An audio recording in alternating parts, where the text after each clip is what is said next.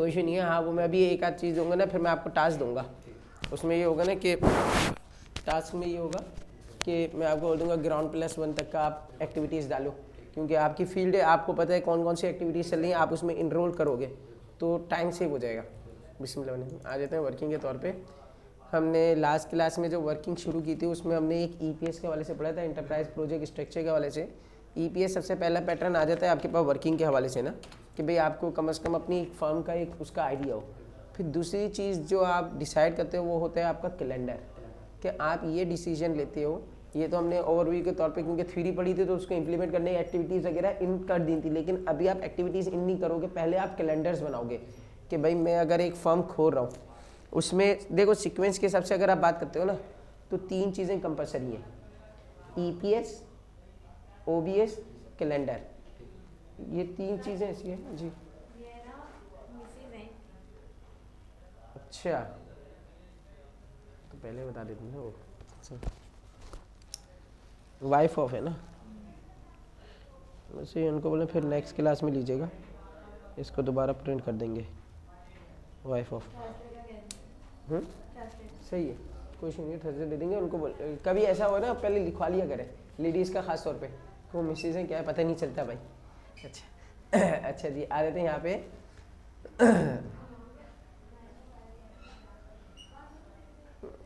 मैंने कहा यहाँ पे आ जाते हैं वर्किंग के तौर पे।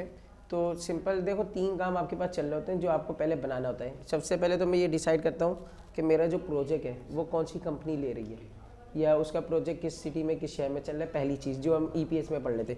दूसरी चीज़ मैं ये डिसाइड कर लेता हूँ उस कंपनी उस फर्म की अब ऑर्गेनाइजेशन कौन मैनेज कर रहा है, उसका इंचार्ज कौन है, प्रोडक्शन मैनेजर कौन है, प्रोजेक्ट डायरेक्टर कौन है, फिर इसके बाद फाइनेंस मैनेजर कौन है। ये हमारे ऑर्गेनाइजेशन ब्रेकडाउन स्ट्रक्चर है ना, तो हम लोग इसका फिर ऑर्गेनाइजेशन चार्ट बनाते हैं। फिर हम ये डिसाइड करते हैं कि अब ये फर्म भी आ गई, ये बंदे भी आ गए जो मैनेज करेंगे। अब वो ये डिसाइड करते हैं हम जो इधर वर्किंग करेंगे वो उसके किस चार्ट के हिसाब से काम करेंगे, कि हम पूरा 6 डेज उसकी क्लासेस रखेंगे, बच्चों को जो लेबर्स को हम काम करवाएंगे वो पूरे 6 दिन रखेंगे, हम 5 दिन की जॉब रखेंगे, या हम 5.5 दिन का रखेंगे, या हम 6.5 दिन का रखेंगे कि भाई फ्राइडे आपका हाफ डे और संडे ऑफ है, या आपने कहा संडे भी ऑन है सिर्फ फ्राइडे हाफ डे, या फ्राइडे ऑफ कर दिया। तो ये आप एक शेड्यूल खुद पहले सोचते हो कि मैं अपनी फर्म के हवाले से वर्किंग कर रहा हूँ तो मैं उनको क्या क्या डेज ऑन देखूंगा, कौन से ऑफ रखूंगा। या अब मुझे पता है जैसे कल है, कल ऑफ आ रहा है 5 फेब, तो मुझे प्रोजेक्ट के अंदर कौन कौन से कैलेंडर्स हॉलीडेज आ रहे हैं उनको मैं असाइन कर दूँ कि भाई ये दिन मेरे डेज में शामिल नहीं है, तो वो उसको निगलेक्ट कर दे। तो इस चीज़ के लिए हमें पहले कैलेंडर्स बनाना पड़ते। तो अभी हमने सिर्फ EPS बनाया है, आज हमें OBS भी बनाने हैं और कैलेंडर्स भी बनाने, ताकि हम प्रोजेक्ट एक्टिविटीज़ को आगे लेके चल सकें उसके हवाले से ना। तो अब दोनों में से किसी भी चीज़ पे आ जाओ आप। कोई देखो ये वो काम है जो इनिशिएटिंग प्रोसेस में आ रहा है, यानी कि ये बेसिकली इन्फॉर्मेशन आपसे कलेक्ट कर रहा है, तो इसकी पूरी डिटेल्स हमें आपको इनरोल करवानी है ना, हमें देनी है। EPS में भी हमने दिया है, कंप्यूटर ने रिजल्ट हमें नहीं दिया, हमने उसको इनरोल किया कि ये कंपनी है, ये कंपनी है, ये कंपनी है, इसके अंदर ये शहर चल रहा है, ये चल रहा है XYZ। इसी तरह OBS के अंदर भी और कैलेंडर्स के अंदर भी आप उसको इनरोल करवाओगे कि कितने दिन का प्रोजेक्ट मुझे चाहिए, यानी कि डेज के क्या हिसाब है, वीकली कितने डेज मेरे पास वर्किंग डेज हैं, कितने ऑफ डेज हैं, वो तमाम चीज़ें भी मैं इसको पुट करूँगा। और OBS के अंदर भी हम पुट करेंगे, और जो चीज़ हम खुद इसको पुट कर रहे होते हैं ना उसका 90% लिंक समझ ले इंटरप्राइज से चल रहा है, वो इंटरप्राइज के अंदर मिलेगा आपको।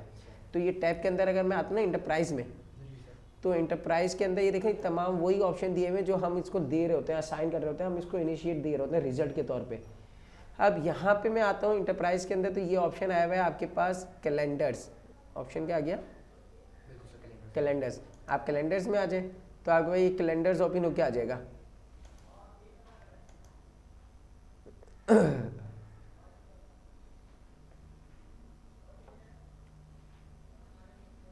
यहाँ पे आ गए इंटरप्राइज के अंदर कैलेंडर्स, आपने कैलेंडर्स पे क्लिक कर दिया है, कैलेंडर ओपन होके आ गया। अब यही कैलेंडर का ऑप्शन इन्होंने ये यहाँ पे भी दिया हुआ है, देखो टेबल है, नहीं कैलेंडर नहीं है टेबल है। आप इसी चार्ट व्यू पे आ जाओ, कैलेंडर्स का ऑप्शन यहाँ पे नहीं दिया होगा, कहीं पहले इसमें देते थे टूल्स के अंदर ना, साइड यहाँ पे दे दिया होगा इन्होंने, ये टूल्स बार ये बना दिया ना,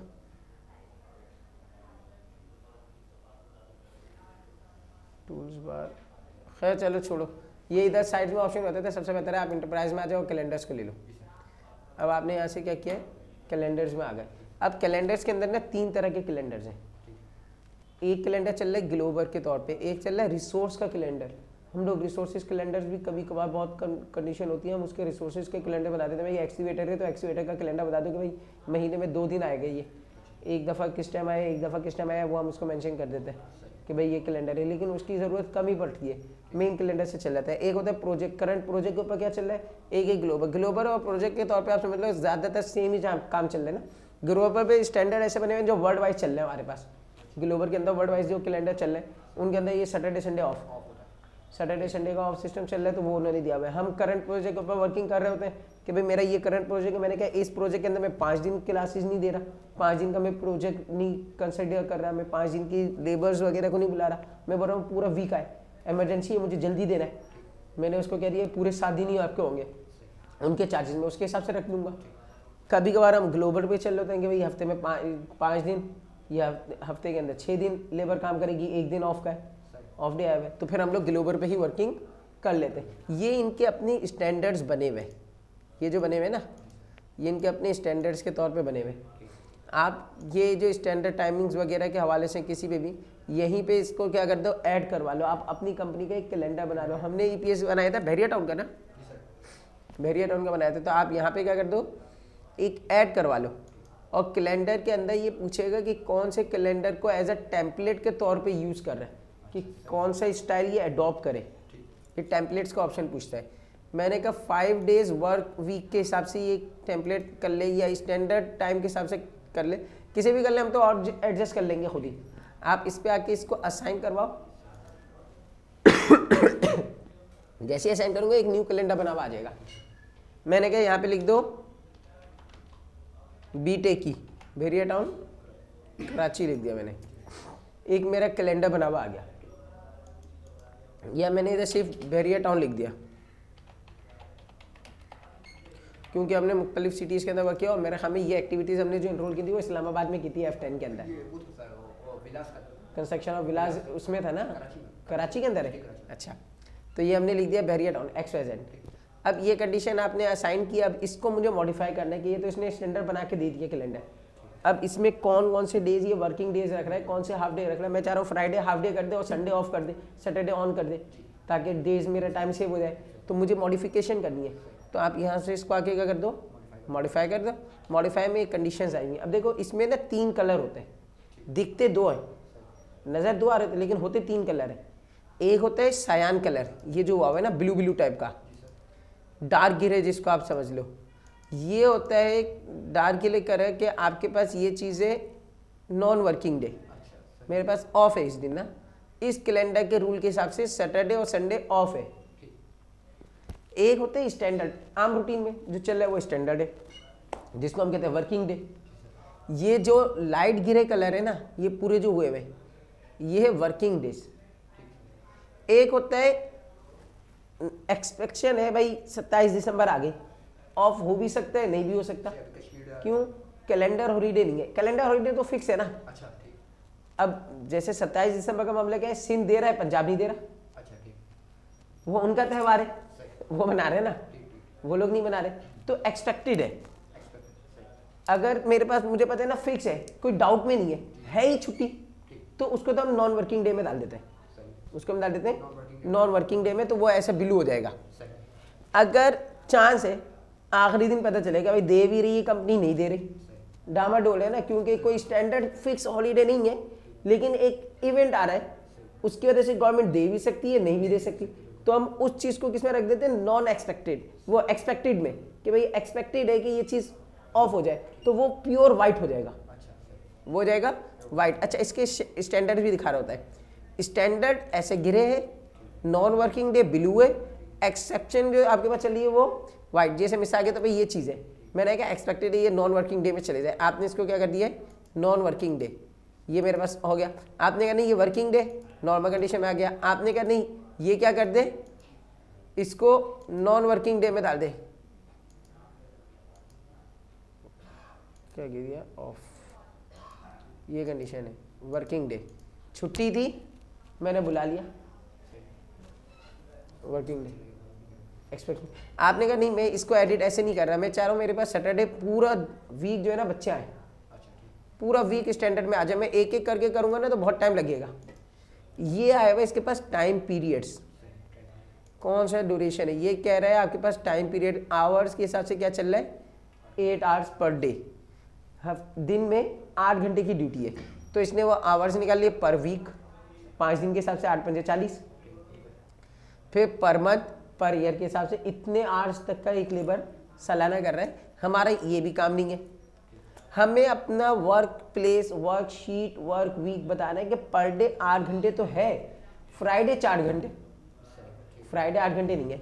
आप इसके वर्कशीट पे आओ, ये मुझे दिखा रहा है, मैंने कहा फ्राइडे 4 आवर्स है, सैटरडे 8 आवर्स है। मैंने सैटरडे को बुला लिया, आ गया वर्किंग डेज में, तो हम वर्कशीट में जाके इसको एडजस्ट कर सकते हैं। मॉडिफिकेशन में गए और आपने अपने हिसाब से इसको क्या कर दिया है, मॉडिफाई कर दिया है, एडजस्ट कर दिया है कि भाई ये चीज़ मेरे काम की है वर्किंग डेज पे, और फ्राइडे मेरा हाफ डेज है, मैंने उसको हाफ डेज में डाल दिया है।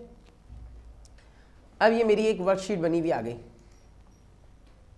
मैंने कहा ये 5 फेब ऑफ आ रहा है, नॉन वर्किंग डेज, बिलो आ गया डेज शेड्यूल के हिसाब से। टाइम पीरियड आप सर्चिंग करके देख सकते हो, ये सब आ गया घंटे के हिसाब से, उसने कैलकुलेशन निकाल के आपको दे दिए। आवर्स के हिसाब से भी ये यहाँ पे चल रहा है, कम ज़्यादा है, कितना भी करना है। फिर कभी कभार ऐसा होता है आप बोल देते हो नहीं 8 घंटे की नहीं है, 10 घंटे की है, तो आप फिर नंबर ऑफ आवर्स इंक्रीज कर दो उस पर्टिकुलर दिन के ऊपर, जिस दिन की आपकी ड्यूटी ओवर टाइम लग रहा है, 3 घंटे का ओवर टाइम लग गया उस दिन में, तो आपने उसको इंक्रीज कर दिया उस डेट के ऊपर। इसी तरह आपके पास डिटेल आवर्स के हिसाब से ये आपको पूरी डिटेल आवर्स भी निकाल के दिखा देता है कि भाई अभी ये सब वर्किंग आपके पास चल रही है डिटेल आवर्स के चार्ट के तौर पे। इस डेज पे आ रहा हूँ, इसका डिटेल चार्ट दिखा रहा है कि भाई यहाँ से लेके यहाँ तक ये 8 घंटे की ड्यूटी थी, फिर ऑफ हुआ, फिर अगले दिन की ड्यूटी शुरू हो गई, तो इसकी शेड्यूल वगैरह ये आपको दिखा देगा। ये तो ऑफ डे है तो पूरा ही ऑफ डे, कोई वर्किंग है ही नहीं आपके पास। हाँ, सैटरडे संडे का मामला था, सैटरडे संडे 4 घंटे की ड्यूटी थी, ऑफ चल रहा था। तो इस तरह हम क्या बना देते हैं, अपने एक शेड्यूल बना लेते हैं। इसमें क्या बना लेते हैं, शेड्यूल बना देते हैं वर्किंग आवर्स के हिसाब से। ये इधर सिंपल दिखा देगा भाई ये तो 0 है, ये वाला कितने का है 8 घंटे का है, ये वाला कितने का है 4 घंटे का है, फ्राइडे की वजह से, समझ गए। तो इसके हिसाब से मैं अगर इसकी डिटेल में भी फ्राइडे देखूंगा तो ये मुझे बता देगा इसमें भाई ये बीच में क्या है, ब्रेक टाइम के तौर पर चल रहा है वर्किंग आवर्स। हम लोग उमूमन इसको क्या कर देते हैं, वर्क आवर्स पर डे के हिसाब से रखते हैं, ज़्यादा उसमें नहीं जा रहे, ओके कर देते हैं। एक मेरा एक बहरिया टाउन का क्या बन गया, अब मैं चाहता हूँ मैं जो भी एक्टिविटी करूँ वो इस बहरिया टाउन की एक्टिविटी में जाए, तो मुझे इसके कैलेंडर को डिफ़ॉल्ट बनाना पड़ेगा। इस पर डबल क्लिक करके इसको डिफ़ॉल्ट बनाना पड़ेगा।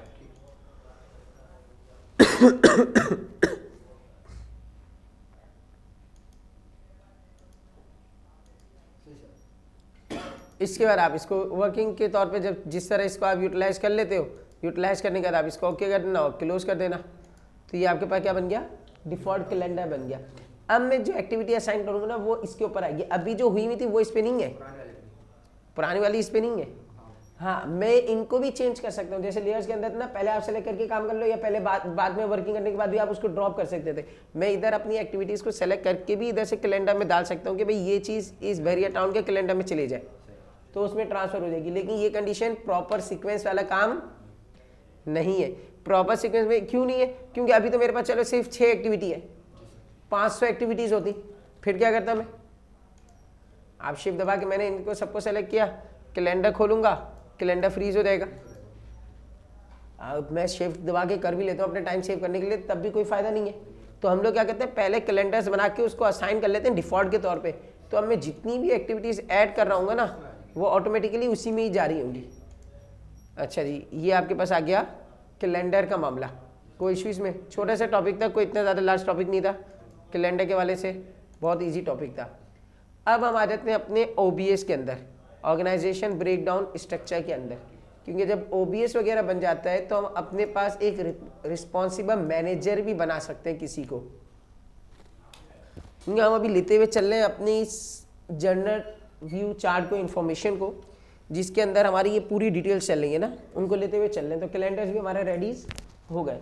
अब हम अपना ऑर्गेनाइजेशन ब्रेकडाउन स्ट्रक्चर एक OBS चार्ट बना लेते हैं अपना पूरा, कि भाई ये चीज़ें हैं, मुझे इसके हिसाब से ऑर्गेनाइजेशन को लेके चलना है। तो यहाँ पे आपके पास एंटरप्राइज के अंदर ही आ जाएगा OBS।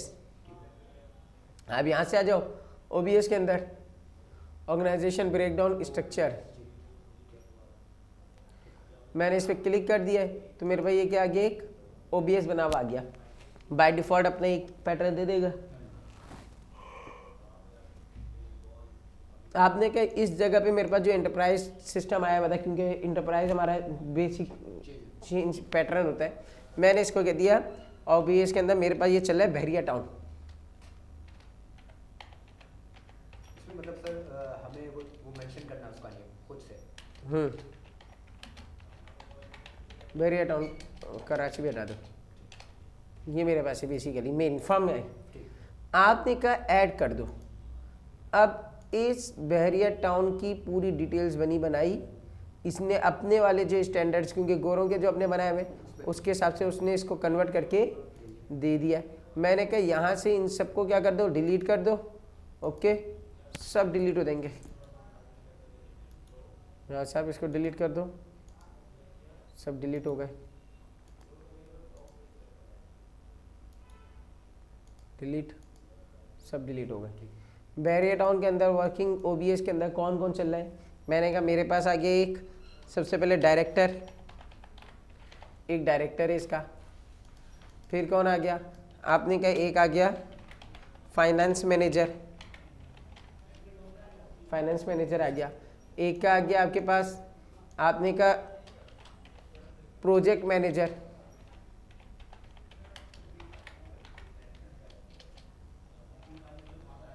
Project manager.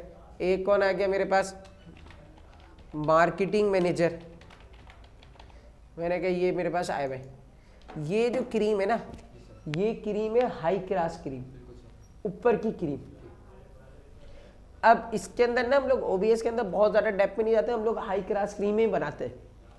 अब जैसे डायरेक्टर तो एक ही है, फाइनेंस मैनेजर के अंदर कौन कौन आ रहा है, आपने ऐड किया है, ये फाइनेंस मैनेजर के अंदर का हिस्सा है। नेविगेशन बार से आपने इसको अंदर कर दिया कि भाई फाइनेंस मैनेजर के अंदर दो बंदे चल रहे हैं।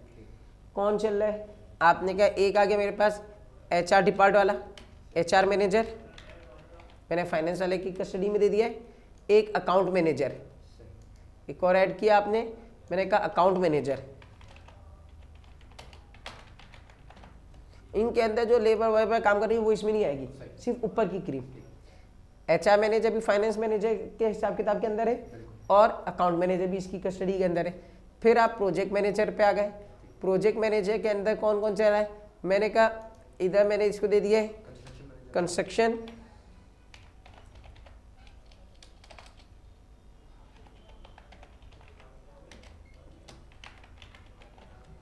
एक बंदा आ जाएगा कंस्ट्रक्शन मैनेजर के अंदर।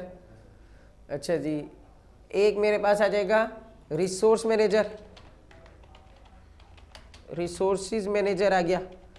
इसकी जिम्मेदारी हम लगा देंगे भाई रिसोर्सिस वगैरह जितनी भी आएंगी, जितनी भी sand cement crush XYZ, construction वाले तो कंस्ट्रक्शन करवा रहा है, उसको मटेरियल प्रोवाइड करना प्रोजेक्ट मैनेजर का काम है। प्रोजेक्ट मैनेजर ने क्या किया, एक कंस्ट्रक्शन मैनेजर के साथ एक रिसोर्स मैनेजर लगा दिया, भाई रिसोर्सिस के जितने मसले मसाले होंगे वो सब आपने डील करना होंगे। ये आपके पास आ गया। अब जो माल मटेरियल रिसोर्सेज वगैरह वो हम रिसोर्स मैनेजर की कस्टडी में डाल देंगे। जो लेबर सब का है, एक्सीवेटर वगैरह का जितना काम है वो सब कंस्ट्रक्शन मैनेजर के अंदर में जाएगा। अब कंस्ट्रक्शन मैनेजर के अंदर भी अगर इसको वर्किंग करनी है, पेटी कॉन्ट्रैक्ट जैसे चल रहा होता है, वो इसको और ऐड कर ले। भाई मैंने अपनी कस्टडी के अंदर एक लगा दिया मैंने civil manager, civil depart, civil के बना दिया एक। साइट सुपरवाइजर रोल्स वगैरह में चल रहा होता है, साइट सुपरवाइजर नहीं बना रहे, बेसिकली हम जो मेन रिसोर्सेज है ना वो ही इनकी कस्टडी में दे देंगे अगर देना चाहे तो। वैसे तो अब कंपनीज वगैरह इतने ज़्यादा बंदे अपॉइंट करती नहीं है, बाहर पहले होता था, बाहर वाले क्या करते हैं बंदे अपॉइंट कर लेते हैं ना। यहाँ पे अब इनका अपॉइंटमेंट का सिस्टम खत्म कर दिया। कंस्ट्रक्शन मैनेजर के अंदर ही जितने हैं ना वो खुद ही काम करेगा सब, उसके नीचे हमने और सुपर फॉरमैन वगैरह एग्जीक्यूटिव कुछ भी नहीं है। इसमें हम लोग एग्जीक्यूटिव डाल देते थे ना, बाहर गोरों के मुल्क में एग्जीक्यूटिव, हमारे मुल्क में एग्जीक्यूटिव का कोई तस्वुर ही नहीं है। एक आपको मैनेजर बनाए ना, अब आपके नीचे एग्जीक्यूटिव कुछ नहीं है, आपके नीचे डायरेक्ट क्या दे दिया, फॉरमैन दे दिया। अच्छा सही वही हैंडल करेगा। जबकि ये मैनेजर क्या करता था, फॉरमैन से बात नहीं करता था। आपकी बात सही है। ये कोऑर्डिनेटर होता था या एग्जीक्यूटिव होता था, ये अपनी तमाम चीज़ें एग्जीक्यूटिव को बताता था, क्योंकि एग्जीक्यूटिव कौन होता था, वो बीटेक होल्डर होता था। एक एग्जांपल दे रहा हूँ, आप DE होल्डर हो, वो बीटेक होल्डर होगा, जो फॉरमैन है वो DAE होल्डर है। तो आप मुझसे बातचीत करोगे, मैं आपको अपनी इंफॉर्मेशन दूंगा, तो इधर जो बंदा बैठा होगा ना एग्जीक्यूटिव, वो होगा टेक्निकल माइंड का, वो आपकी लैंग्वेज भी समझ रहा है, वो डिप्लोमा वाले की लैंग्वेज भी समझ रहा है, वो बीच में कोऑर्डिनेटर का जरिया है, तो वो आता है आपका ऑर्गेनाइजेशन ब्रेकडाउन में। लेकिन अब हमारे मुल्क में सिस्टम नहीं है, तो आप उसमें एग्जीक्यूटिव कोऑर्डिनेटर डाल देते हैं कि भाई सिविल का एग्जीक्यूटिव कोऑर्डिनेटर डालेंगे, मैकेनिकल का, इलेक्ट्रिकल का। अब मैं आपको बताऊंगा ना, मुझे 6 इंची की इतनी लाइन डालनी है, तो इस बंदे को पता होगा इतनी लाइन के बाद इतना टेपर देना है, आप मुझे नहीं बताओगे।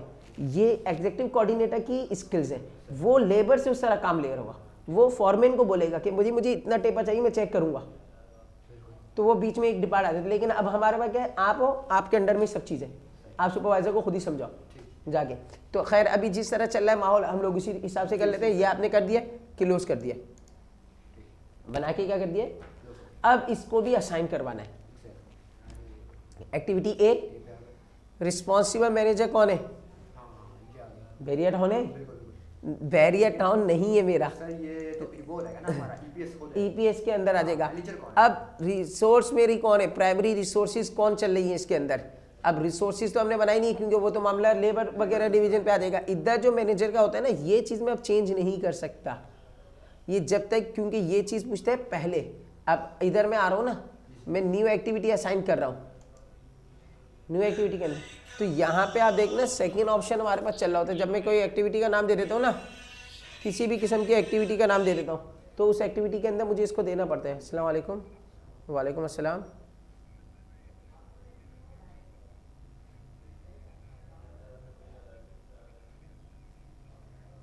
अबे यार मैं कह रहा हूँ, मेरे पास मसले मसाइल बहुत चले हैं सेंटर के, सेंटर में कोई इशू हुआ हुआ है, तो तमाम क्लासेस मुझे देखना पड़ रहा है।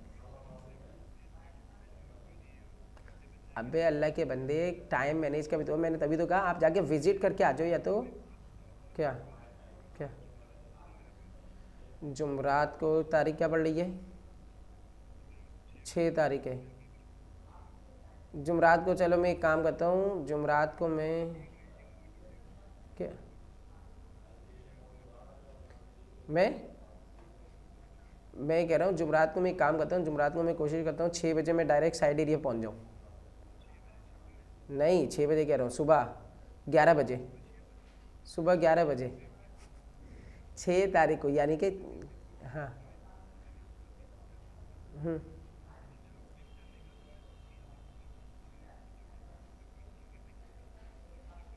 मैं कह रहा हूँ जुमरात को 11 बजे मैं उधर पहुँच जाऊँगा इंशाल्लाह साइड एरिया।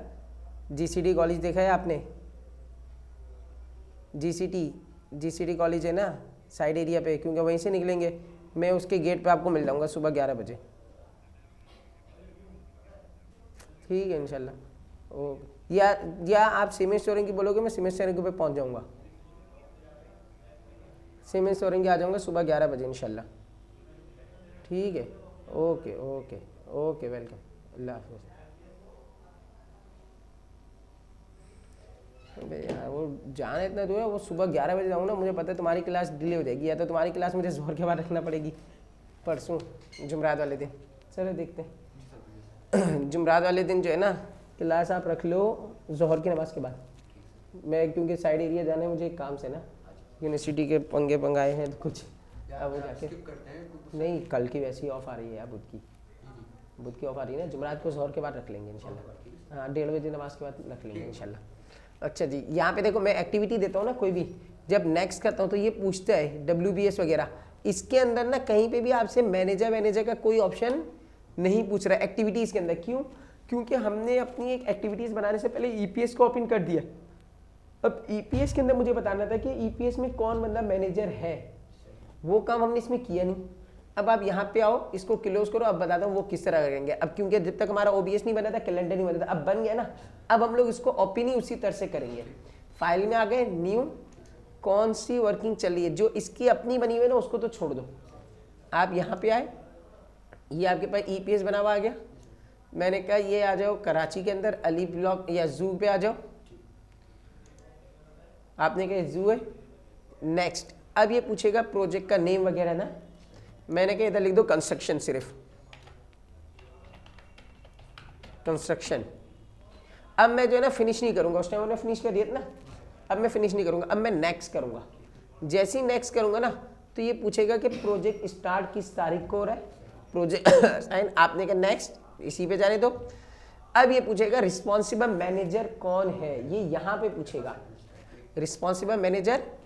मैंने कहा ये तो वेरिएट एक कंपनी है ना, डायरेक्टर भी नहीं है। प्रोजेक्ट मैनेजर जो है ना मेरे पास, वो असल बंदा है, असल जो मेन बंदा है वो कौन है, प्रोजेक्ट मैनेजर। उसने इन दोनों को कहाँ असाइन किया, वो एक अलग चीज़ है, लेकिन मैं काम किसके का स्टडी में कर रहा हूँ, प्रोजेक्ट मैनेजर में। मेरा जवाबदेह कौन है, प्रोजेक्ट मैनेजर है। आपने इसको असाइन कर दिया है, तो यहाँ पे प्रोजेक्ट मैनेजर लिखा हुआ आ गया वेरिएट से हटके। अब आप नेक्स्ट करोगे, अब रिसोर्सेज और रोल्स भी होने चाहिए। अब जो रोल्स हमारे चल रहे हैं अंदर की डिवीजन, वो इसमें आना चाहिए कि आपके पास क्या रोल्स के हिसाब से चल रहा है। स्टैंडर्ड रोल ही अभी डालने दो, फिनिश। अब यहाँ पे मैं आऊँगा, न्यू में ओपन में आऊँगा, तो ये मेरे पास एक आ गया जू के अंदर का ये प्रोजेक्ट कंस्ट्रक्शन ऑफ जू कंस्ट्रक्शन, मैंने इसको ओपन कर दिया। तो यहाँ पे जब मैं देखूंगा वर्किंग के तौर पे, तो इधर मेरा कैलेंडर और मेरा रिस्पॉन्सिबल मैनेजर आएगा। जैसे ही मैं कोई एक्टिविटी को असाइन करूंगा, मैं इधर आके एक एक्टिविटी असाइन कर देता हूँ। मैंने इसका नाम दे दिया है मिसाल के तौर पे XYZ। नेक्स्ट WBS अभी हमने नहीं पढ़ा, छोड़ दो उसको, फिनिश कर दो, सेव। एक्टिविटी आ गई, एक्टिविटीज डेज आ गए। अब जनरल सेटिंग में आओ। WBS क्योंकि अभी हमने बनाया नहीं है, वो तो बाद में भी असाइन हो जाते हैं। किसके अंदर आ रहे हैं, प्रोजेक्ट मैनेजर की कस्टडी में। कैलेंडर कौन सा है, वेरिया का। अभी रिसोर्सेज नहीं बनाए ना, रिसोर्स बनाएंगे तो इधर प्राइमरी रिसोर्स भी हम असाइन कर सकते हैं जब हम असाइन बनाएंगे ना, क्योंकि इस चीज़ का मामला ऐसे ही, ये बाद की चीज़ है, ये इनिशियली में देना होती है ये चीज़ें। WBS में बाद में भी बना के असाइन कर दूंगा, मेरे प्रोजेक्ट पर कोई फर्क नहीं पड़ेगा। मैं रिसोर्स बाद में भी बना के असाइन कर दूंगा, कोई फर्क नहीं पड़ेगा। लेकिन इन चीज़ को पर मैं अप्लाई कर ही नहीं सकता, ये मुझे बनाने ही पहले पड़ेंगे। इसीलिए इनको कहते हैं इनिशिएटिंग प्रोसेस, कि ये तो आप पहले दो, फिर बाद में हम सीक्वेंस में किसी भी चीज़ पे काम करते रहो, वो आप चेंज कर दोगे यहाँ पे।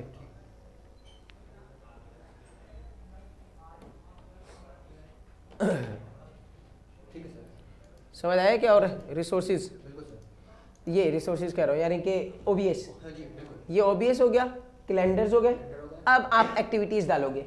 मैंने कब, ये मेरे पास कंडीशन आ गई, मैं मिसाल के तौर पे एक रफ एक्टिविटी के हिसाब से डालता हूँ कि एक प्रोजेक्ट बना रहे हैं, ज़मीन है पूरी। सबसे पहले क्या हुआ, आपका लेआउट प्लान हुआ।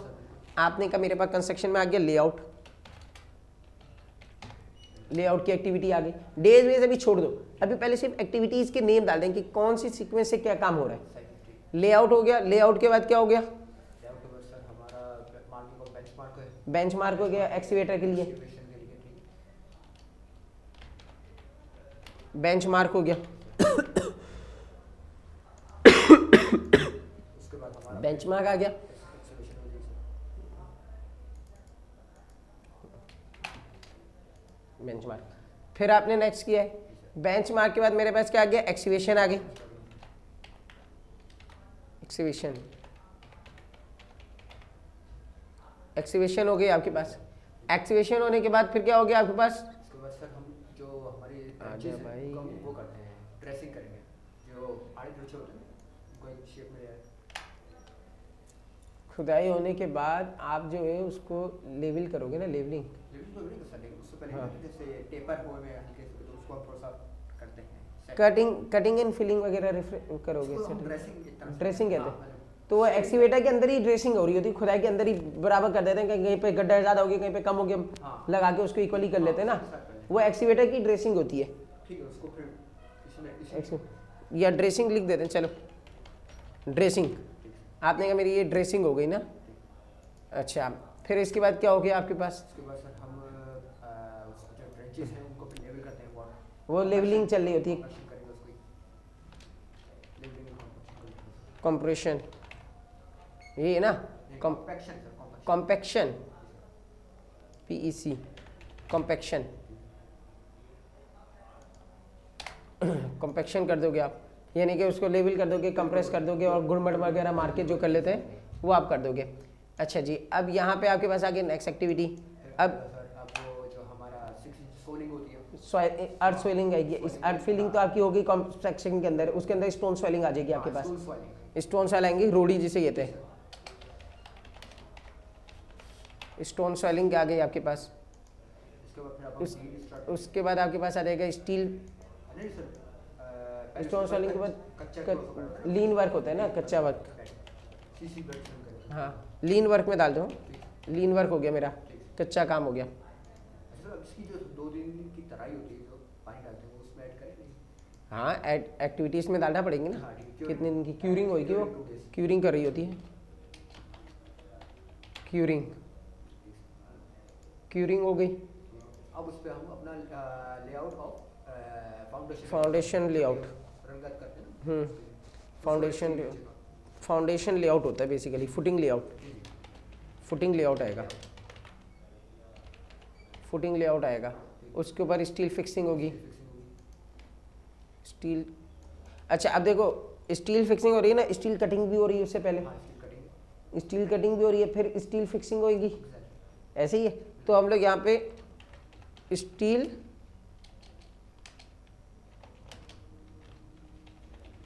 कट प्लस फिक्सिंग लिख देते हैं कि दोनों चलेंगे। अच्छा, अब इसमें 2 चीज़ें होती हैं, हमें अपने टाइम को सेव करना है ना। फुटिंग लेआउट हो रहा होगा, मैं स्टील कटिंग वाले को लगवा दूंगा। अगर मैं इसको साथ लिख दूंगा तो मैं साथ तो काम नहीं कर सकता, तो मुझे स्टील कटिंग का अलग बनाना पड़ेगा, स्टील फिक्सिंग का अलग बनाना पड़ेगा।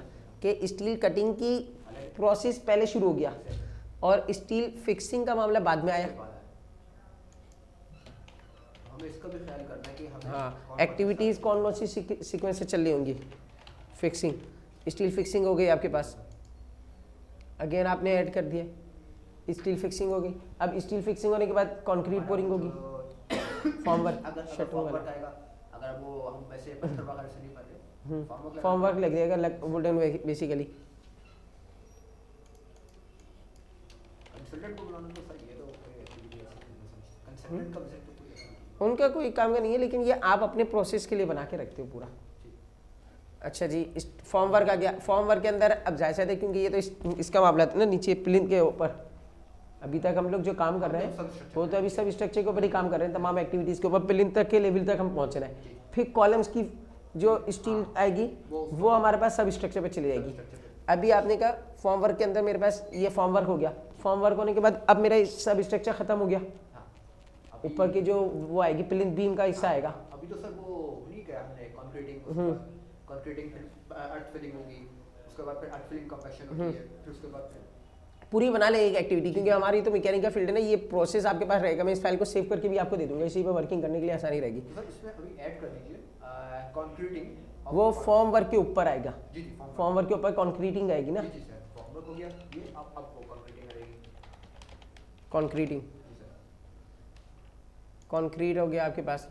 अच्छा जी, उसके बाद एक्टिविटीज़ के आगे इसको 2 दिन हम लोग करते फिर क्यूरिंग करने ठंडे, अगेन इसकी क्यूरिंग होगी। हो गई सर, ठीक है।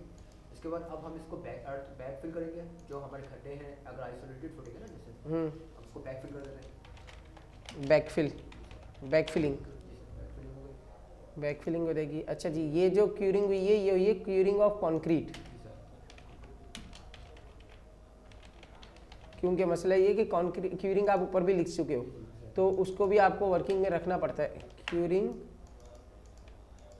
ऑफ लीन, लीन की पहले क्यूरिंग हुई थी, क्योंकि अब ये क्यूरिंग हमारे पास चलते रहेगी।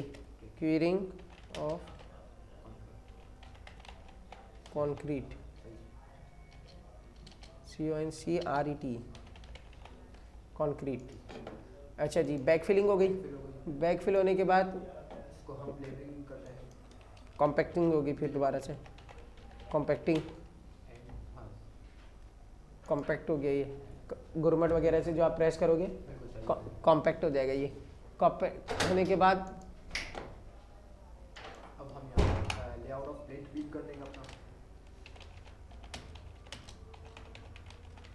प्लिंथ बीम, अब प्लिंथ बीम का ये आ गया लेआउट। अब इस प्लिंथ बीम के अंदर भी स्टील लगेगा। अब इसकी स्टील कटिंग होगी, स्टील कटिंग फॉर पहले हम थोड़ा सा वो डालते हैं अर्थ का बीम के बॉटम में, बीम का, ताकि वो जो है स्टील वगैरह वो कंक्रीट के जो मसाला डालते हैं ना, हाँ, वो बेसिकली सीसी बेड है। CC बेड है। सीसी बेड है, उसको वो लोग लीन कहते हैं। इस वाले को लीन नहीं कहते हैं, उसको कहते हैं लीन। जो छोटा सा लाइट ग्रे कलर का मसाला बना के डालते हैं ताकि उसके ऊपर लेवलिंग के ऊपर सेटल बैठ सके बीम। ऊपर नीचे नहीं हो। ड्रिल कंक्रीट तो वो है ना जो हम जैसे फ्लोर पे डालते हैं, हाँ, मसाला वो जो कंक्रीट पूरा, इसको तो हम क्या इसको बोले हम सीसी CC बेड, बेड का है। सीसी बेड, ये आपके पास आ जाएगा सीसी बेड। इसके ऊपर अब स्टील कटिंग और स्टील फिक्सिंग होगी। स्टील कटिंग क्योंकि इधर लिखना पड़ेगा, steel cutting for plinth beam.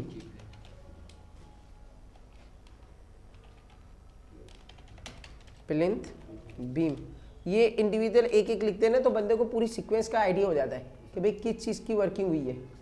अच्छा, फिर स्टील फिक्सिंग होगी, फॉर्म वर्क आएगा दोबारा से, steel fixing FIXING, steel fixing for plinth beam. Plinth beam की स्टील फिक्सिंग हो गई। फिर इसके ऊपर मेरे पास फॉर्म वर्क आएगा फॉर प्लिंथ बीम।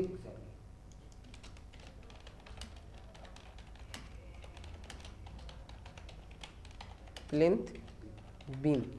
अच्छा, ये तो वो मामला चल रहा है हमारा सब स्ट्रक्चर के अंदर तक, प्लिंथ लेवल तक आ गया। अब जो लेआउट मार्किंग के अंदर कॉलम्स की जगह थी वहाँ पे भी फॉर्म वर्क होगा, फॉर्म वर्क उनका भी होगा, उसकी भी स्टील फिक्सिंग होगी, कॉलम्स की स्टील फिक्सिंग। अब वो हम इसी के साथ ही कर देंगे। ये जो प्लिंथ बीम की चल रही होगी, प्लिंथ बीम के अंदर इसके ऊपर जैसे ये तो बीम आ गई ना, अब जो बीम का लेवल है बीच के से तो खाली है ना, उनके अंदर तो सेंट डलेगी ना, जो कॉलम की जगह है, कॉलम्स की जगह है, उस पर क्या होगा। अब जैसे ज़मीन है, एक आपको एग्जाम्पल देता हूँ, ये ज़मीन है, आपने बीम लगाई इधर साइडों में, ये हिस्सा बीम आपने उठा दी है 2 से 2.5 फीट की, लॉ के हिसाब से आपने 2-2.5 फीट की बीम ऊपर उठा दी। अब जो नीचे का हिस्सा गड्ढा हुआ गया उसमें आपको सैंड डालना पड़ेगी, अर्थ फिलिंग करना पड़ेगी ना। अर्थ फिलिंग आप करोगे, अर्थ फिलिंग करने के बाद जो साइड जो कॉलम्स हैं बीच के, वहाँ पे भी कॉलम वो होगा, फॉर्म वर्क होगा, कॉलम उठेगा, वो सुपर स्ट्रक्चर के लिए सुपर स्ट्रक्चर के लिए उठेंगे ना। लेकिन वो जो फॉर्म वर्क हो रहा होगा वो फॉर्म वर्क हम प्लिंथ बीम के साथ ही कर रहे होंगे। जब प्लिंथ बीम वाला शटरिंग वाला आएगा, प्लिंथ बीम की फॉर्म वर्क कर रहा होगा, तो कॉलम का भी तो फॉर्म वर्क उसी टाइम ही कर देगा या बाद में करवा लेंगे। असल में सर जो प्रैक्टिस मेरे जहन में आई है जो बता है वो ये है कि जैसे आपने प्लेन बीम लगा दी है, प्लेन बीम को कर दिया, प्लेन बीम का अभी वो सुपर स्ट्रक्चर का नहीं लगा उसके बाद क्या करेंगे, आर्ट फिल करके बेड जो डाल के जो लेयर्स कट ऑफ ना सही है, करके उसके बाद फिर हाँ ओवरलैप हमने निकाले होते हैं। वही कह रहा हूँ ना, स्टील हमें ऊपर कॉलम के लिए ओवरलैपिंग के लिए ऊपर तक छोड़ना पड़ेंगे। हाँ वो तो हमने वो जब एक्सकेवेशन जब उस वक्त किया ना, तो वो जब फुटिंग वही कह रहा हूँ, इधर जब हम लोग आ रहे थे इधर फुटिंग लेआउट के ऊपर, फुटिंग लेआउट पे हमें कॉलम्स मार्किंग देना पड़ेंगी। जी जी बिल्कुल बिल्कुल फुटिंग लेआउट के ऊपर जब हम आएंगे इस जगह पे तो इधर हमें कॉलम मार्किंग देना पड़ेगी फुटिंग लेआउट के बाद। फुटिंग लेआउट वही उसका सही दौरान ही करते हैं वो, क्योंकि ये जो आएगी ना इसके बाद तो हम लोग सिर्फ अर्थ फिलिंग कर देते हैं, पूरा एक लेवल पे कर देते हैं, जो गड्ढे होते हैं उनको फिल कर देते हैं अर्थ फिलिंग करके, अर्थ फिलिंग। क्योंकि बहुत से लोग क्या करते हैं कॉलम्स नहीं लगाते ना, वो क्या करते हैं सिर्फ बीम दागे छोड़ देते हैं, प्लेन बीम दागे छोड़ देते हैं, जब पैसे आते हैं बाद में कॉलम मार्किंग कर लेते हैं। तो आपके पास ओवरलैपिंग के लिए कॉलम्स निकले हुए होते हैं, बिल्कुल वो फुटिंग लेआउट पे ही आ गए। जी जी जब फुटिंग लेआउट हुआ था ना उसी टाइम में आपने कॉलम मार्किंग कर दी थी उसकी, वो आपके पास जैसे अगर मिसाल के तौर पे मुझे पता है कि मेरे पास फुटिंग गई 4 फीट की, 2 फीट की प्लेन आगे, तो मैं 6 फीट के 6.5 फीट तक के कॉलम निकाल के छोड़ दूंगा कि बाद में ओवरलैप करना होगा तो मैं उसी स्टील से ओवरलैपिंग करूंगा और अपना कॉलम फिक्सिंग कर दूंगा, सब स्ट्रक्चर स्टार्ट कर दूंगा। तो ये जितनी एक्टिविटीज़ हैं ये है सब स्ट्रक्चर के हवाले से, ये तमाम एक्टिविटीज़। और इनके अब आ जाएंगे ड्यूरेशंस के हवाले से। आप एक्टिविटीज़ के अंदर आपने क्या लेआउट मार्किंग 1 दिन का काम था, 1 दिन के अंदर हो गया। बेंच मार्क भी उसी 1 ही दिन के अंदर ही हो गया, एक ही के दौरान ही।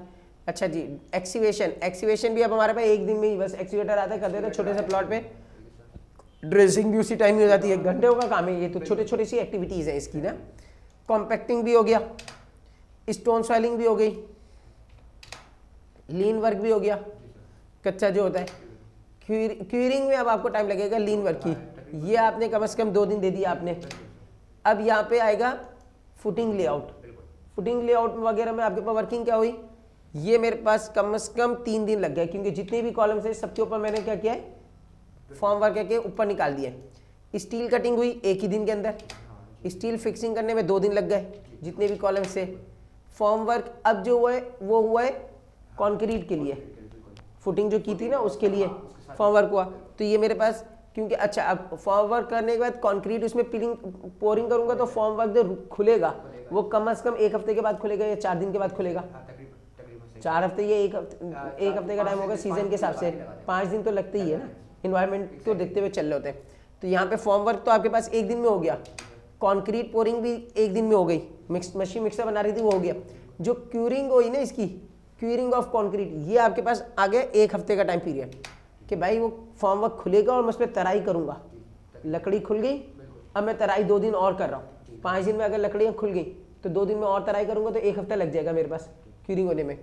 फिर आपके पास बैक फिलिंग हुई, बैक फिलिंग तो 1 दिन की है, वो जो एक्स्ट्रा है उसको कटिंग वटिंग करेगा, बराबर कर देगा वो। कॉम्पैक्टिंग हुई, वो भी आपके पास आ गई ऐसी।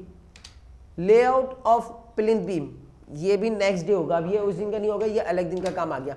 उसके अंदर सीसी बेड भी आ गया। स्टील कटिंग जो होगी वो भी 1 दिन में हो जाएगी। अब जो स्टील फिक्सिंग हो रही है ना प्लिंथ बीम की, ये भी 2 दिन ले लेगी। फिर फॉर्म वर्क जो होगा वो भी 2 दिन में ही हो गया।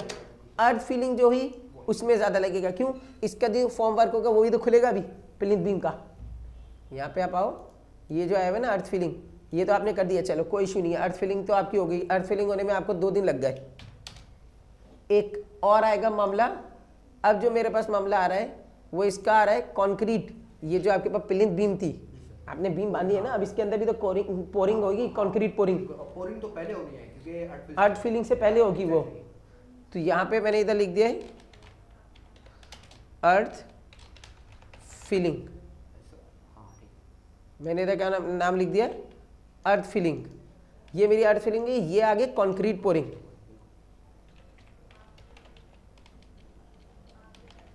कंक्रीट पोरिंग, कंक्रीट पोरिंग होगी, फॉर्म वर्क रिमूव होगा इसमें और क्यूरिंग भी होगी इसकी। 7 दिन तो इसमें लगेंगे कंक्रीट पोरिंग में, और क्यूरिंग होने में, पोरिंग होने में 2 दिन लग गए, कोई इशू नहीं है। जैसे आपने उधर किया था, आपने कहा अब ये क्या होगा, क्यूरिंग होगी, क्यूरिंग ऑफ प्लिंथ। प्लिंथ की जो क्यूरिंग हुई है, फॉर्म वर्क रिमूव हुआ और क्यूरिंग होने में आपको लग गए 7 दिन। फॉर्म वर्क रिमूव होने में और क्यूरिंग होने में 7 दिन लग गए। अब आपकी अर्थ फिलिंग हो गई, ये आ गई अर्थ फिलिंग। अब अर्थ फिलिंग में मुझे कितने लग गए, 2 दिन लग गए। तो ये टोटल मेरे पास इसकी आ गई। लेकिन अभी क्यों मुझे वर्किंग बता रहा है, ये कह रहा है ओरिजिनल ड्यूरेशन आपका कितना आ रहा है, 7 दिन का आ रहा है, क्योंकि अभी हमने कोई लिंक दी नहीं, मैक्सिमम टाइम पीरियड आएगा।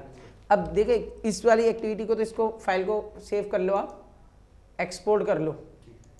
कहाँ पे एक्सपोर्ट करते हैं, मैंने कहा डेस्कटॉप पे ही एक एक्सपोर्ट कर लेंगे। ये मैं आपको दे भी दूंगा ताकि आपके पास भी रिकॉर्ड के तौर पे आ जाए। प्रोजेक्ट नेक्स्ट क्या है, कंस्ट्रक्शन वगैरह के हवाले से आप इधर एड्रेस दोगे, खुल जा भाई। ये आपके पास आ गया, सी यूज़र के अंदर डेस्कटॉप के अंदर आ रहा है। मैंने कहा सही है, फिनिश कर दो।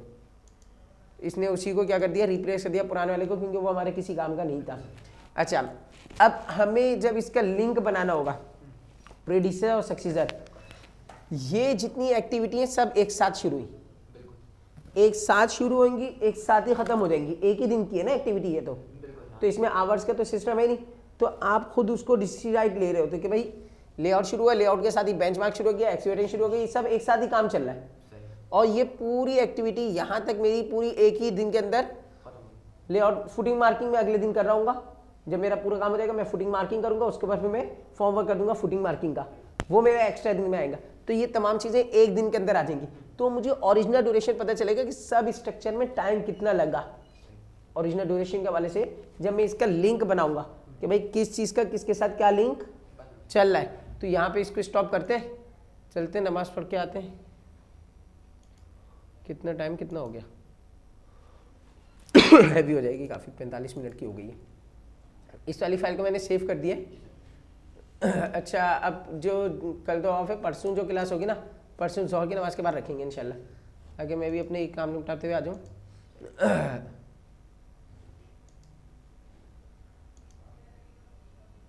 स्टॉप कर दो इसको।